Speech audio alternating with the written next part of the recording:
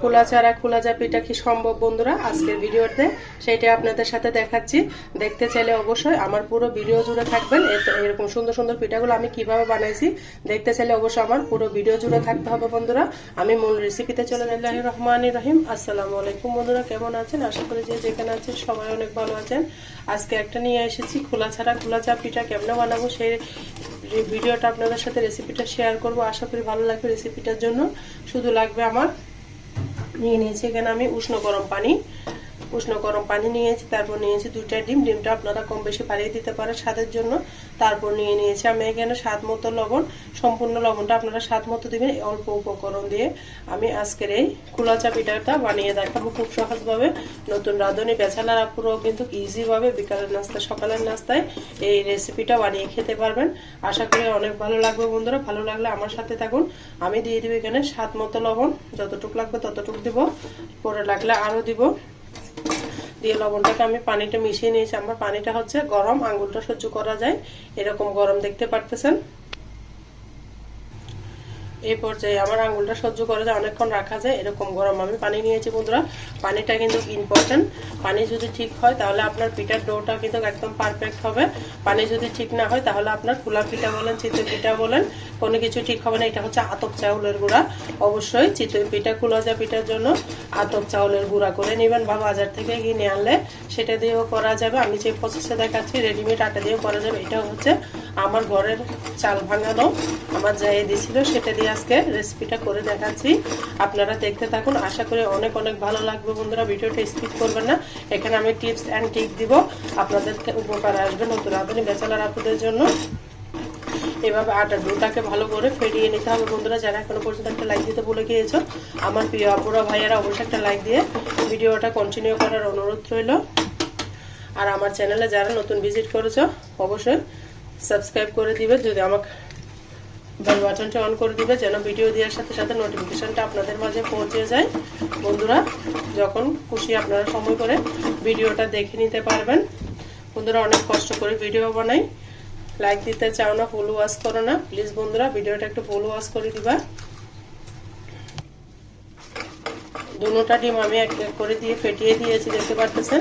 ডিমটাই পর্যায়ে দিয়ে দিয়েছি, পরে দিলে পানিটা বোঝা যাবে না, সেই জন্য আমি ডিমটাই পর্যায়ে দিয়ে দিয়েছি বন্ধুরা। আপনারা সব বুঝে শুনে একটু ব্যাটারটা 5-10 মিনিট ফেটিয়ে তারপর ডিমটা দিয়ে দিবেন, তাহলে আপনাদের ব্যাটারও আমার মতো একদম পারফেক্ট হবে বন্ধুরা। আমি এখানে আরেকটু পানি দিব। ডোটা একদম পাতলা হবে। আমি ডোটা কেমন করতেছি অবশ্যই দেখতে হবে বন্ধুরা। ডোটা যদি ঠিক না হয় আপনার খোলাচা পিঠা ঠিক হবে না। খোলাচা পিঠার একরকম ডো, চিতই পিঠার একরকম ডো, আবার সিটা পিঠার কিন্তু আরেক রকম ডো। মাশাআল্লাহ আলহামদুলিল্লাহ আমি সব রকম পিঠাই বানাইতে পারি। আপনাদের মাঝে মাঝে মধ্যে শেয়ার করি। আমি সবসময় কিন্তু পিঠা বানাই, সবকিছু আর শেয়ার করা যায় না, মাঝে মধ্যে শেয়ার করি বন্ধুরা। আপনাদের কাছে ভালো লাগলে আমি আনন্দিত হই আপনাদের সুন্দর সুন্দর কমেন্টসে। দেখুন বন্ধুরা এরকম ডো দিয়ে কিন্তু আমার পিঠাটা হবে না, আমাকে আরেকটু পাতলা করে নিতে হবে। চামচের মধ্যে লেয়ার পড়বে কিন্তু বোঝা যাবে না এতটা পাতলা আমাকে ডোটা করে নিতে হবে। এটা আপনাদেরকে দেখাই দিচ্ছি আপনাদের সুবিধার্থে। দেখুন আমার চামচের মধ্যে কোনো লেয়ার পড়ে না, আমার আটাটা একটু পরে বসে যাবে চাউলের গুঁড়া, সেই জন্য আমি আরেকটু পানি দিব। সামান্য পানি দিয়েছি, বেশি না। আমার ডোটা এই পর্যায়ে কিন্তু একদম পারফেক্ট হয়েছে বন্ধুরা। লবণটা হয়েছে আমি দেখলাম। আপনারা কি এইভাবে কিভাবে বানান অবশ্যই বলে যাবেন। খোলাচা আজকে খোলাচা পিঠা বানিয়ে আপনাদের সাথে শেয়ার করতেছি, আশা করি অনেক ভালো লাগবে বন্ধুরা। এই পর্যায়ে আমার আটাটা একদম পারফেক্ট হয়েছে, দেখে হয়তো বুঝতে পারতেছেন বন্ধুরা। আমার চামচের লেয়ারে কিচ্ছু লাগি নাই, একদম পাতলা পাতলা লেয়ার এসেছে, দেখে হয়তো বুঝতে পারতেছেন।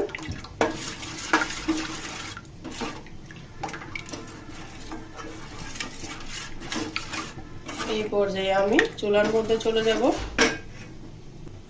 বন্ধুরা। দেখুন আমার আটার ডোটা এই পর্যায়ে কিন্তু রেস্টে রাখার কোনো দরকার নাই। আপনারা সাথে সাথে কিন্তু এই পিঠাটা খোলাচা পিঠাটা বানিয়ে নিতে পারবেন। আপনারা যদি মনে করেন যে রেস্টে রাখলে ভালো, তবে আমার মধ্যে রেস্টে রাখার কোনো প্রয়োজন নাই, সাথে সাথে গোলাটা গরম হলে বানিয়ে নিতে পারবেন। এক লোভনীয় একটা পিঠা আমি এই পর্যায়ে চুলাতে চলে যাব। আপনারা আমার আটার ডোটা দেখে হয়তো বুঝতে পারতেছেন কতটা পাতলা, এই পিঠার জন্য আটার ডোটা একদম পারফেক্ট ভাবে বানাইতে হবে, না হলে কিন্তু আপনার পিঠাটা সুন্দর হবে না। পিঠাটা ডোটা সুন্দর হলে পিঠাটাও সুন্দর হবে। আমি এই পর্যায়ে অপর চুলার মধ্যে প্যানটা বসিয়ে দিয়েছি গরম হওয়ার জন্য, অপেক্ষা করতেছি বন্ধুরা। দেখুন বন্ধুরা, আমার প্যানটা গরম হয়ে গিয়েছে। আমি আগে থেকে বসিয়ে রেখেছি, একটু টিস্যু দিয়ে তেলটা মুছে নিলাম। যতবার আটা দিবেন ততবার এইভাবে সুন্দর করে আটাটাকে ভালো মতো নাড়িয়ে নিতে হবে অবশ্যই। আর 1 চামচ দিলে হয়ে যাবে বন্ধুরা, বেশি দিলে কিন্তু হবে না, সুন্দর হবে না। আমি শুধু 1 চামচ দিয়ে বানিয়ে নিচ্ছি, দেখতে থাকুন বন্ধুরা, আশা করি অনেক ভালো লাগবে।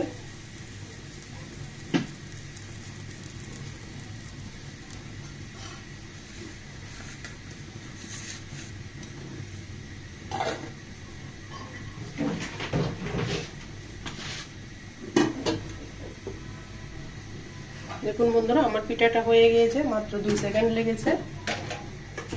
30 সেকেন্ডের সময় লাগে না, একদম সহজভাবে হয়ে যাবে। আপনারা এভাবে ট্রাই করতে পারেন,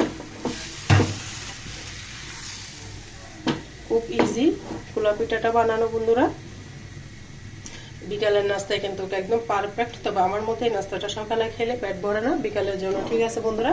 একদম পাতলা পাতলা রুমালের মতো, টিস্যুর মতো, দেখে হয়তো বুঝতে পারতেছেন অসংখ্য জালি বন্ধুরা।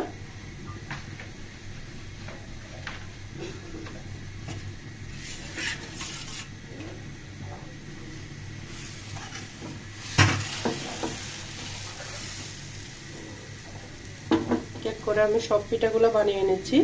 আপনাদের সাথে গল্প করতে করতে আমি কোনো ঢাকনা দেওয়ার প্রয়োজন নেই, এমনিই সুন্দর হবে বন্ধুরা। আপনাদের সাথে আমি কিন্তু ক্যামেরা বন্ধ করে নিই, যতক্ষণ আপনারা দেখতেছেন ততক্ষণের মধ্যে প্রায় 30 সেকেন্ডের মধ্যে আমার পিঠাটা হয়ে যাচ্ছে। খুব সহজ, একদম ইজি ওয়েতে আপনাদের সাথে শেয়ার করতেছি। যে কেউ ছোট থেকে বড়, যে কেউ আমার এই রেসিপি ফলো করলে আপনারাও খোলাজা পিঠা শীতের মধ্যে গরম গরম বানিয়ে, হাঁসের মাংস, গরুর মাংস, যেটাই মন চায় চা দিয়ে হোক। আমার কাছে কিন্তু খোলাজা পিঠা চা দিয়ে ভালো লাগে, খেতে দুর্দান্ত লাগে। আশা করি অনেক ভালো লাগবে বন্ধুরা। আমার রেসিপিটা আপনারা একবার হলেও ট্রাই করবেন। আর আমার রেসিপিটা কেমন হচ্ছে অবশ্যই ছোট্ট একটা কমেন্টসে বলে যাবেন। আমি খুব সুন্দর করে দেখিয়ে দিচ্ছি, একদম আমি কোনো ক্যামেরাটা বন্ধ করি না বন্ধুরা। এতটা চটপটে পিঠাটা হয়ে যাচ্ছে আলহামদুলিল্লাহ, মাশাআল্লাহ। আমি খুব সুন্দর করে বানিয়ে নিচ্ছি সহজ ওয়েতে। আশা করি আপনাদের কাছে অনেক ভালো লাগতেছে।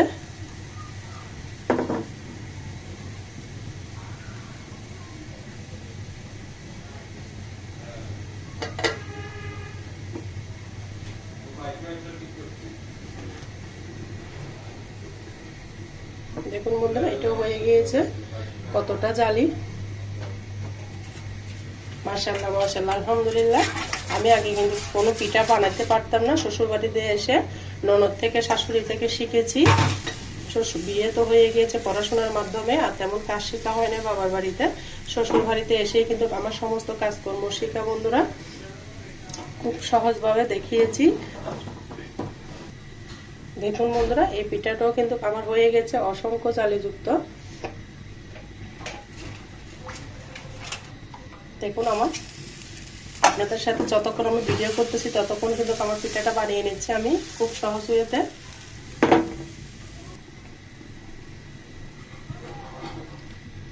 দেখুন বন্ধুরা, কতটা ইজি ভাবে আপনাদের সাথে শেয়ার করেছি বন্ধুরা। কত জালি, অসংখ্য জালি। যদি ভিডিওটা ভালো লাগে লাইক কমেন্ট শেয়ার করতে ভুলবেন না।